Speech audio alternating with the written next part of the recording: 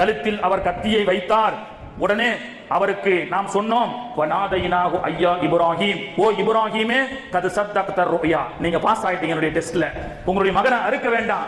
கத்தியை வச்சு நரபலி, அதுவரை நரபலி என்பது 5000 வருஷத்துக்கு முன்னாடி மனிதனை கொலை செய்து கொண்டிருந்தான்.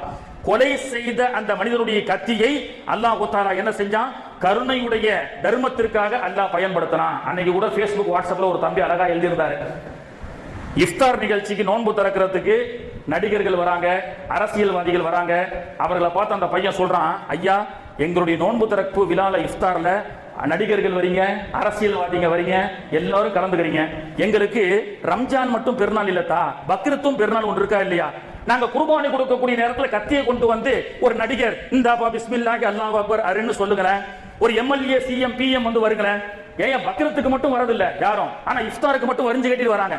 இல்ல இஃப்தாருக்கு வந்தா கஞ்சி வடை கிடைக்கும், பக்ரீத்துக்கு வந்தா கத்தியோட தான் இருப்பனி அப்படின்றமா இல்லையா?